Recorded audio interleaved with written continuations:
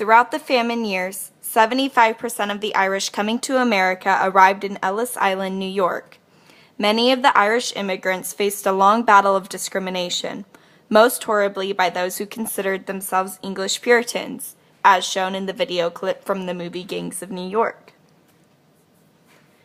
In 1847, New York had a population of 372,000 people, and approximately 52,000 of that population was Irish immigrants.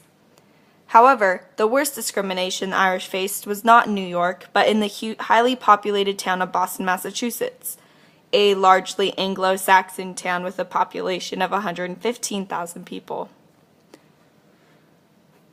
Many Irish, when they arrived, oftentimes fell victim to unscrupulous landlords who oftentimes charged them high prices for a simple 9 by 11 foot room.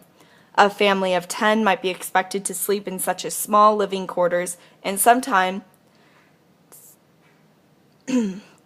many Irish, when they arrived,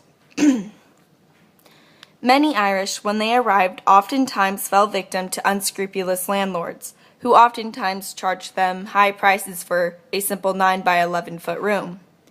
A family of 10 might be expected to sleep in such a tight, small living quarter, and sometimes the rooms had no sanitation, ventilation, or even daylight. The overflow of Irish would settle into the gardens, backyards, and alleys surrounding houses living in wooden shacks. Demand for housing of any quality was extraordinary. People lived in musty cellars with low ceilings that partially flooded with every tide.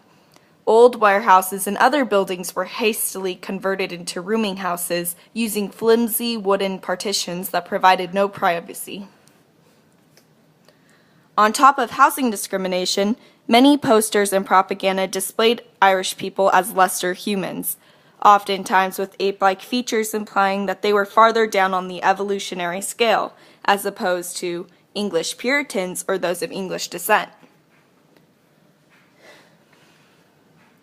In Boston, rivalry between jobs created intense discrimination.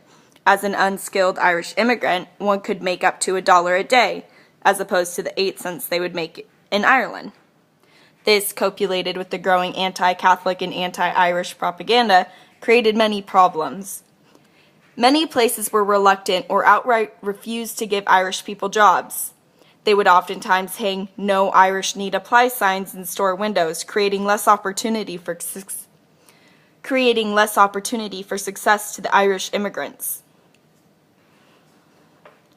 American old social norms created a bad reputation for Irish women and men alike as well. They were portrayed as loud, wild drunkards who were likely to cause an uproar, very different from the caring and supportive image that they had of themselves back in Ireland.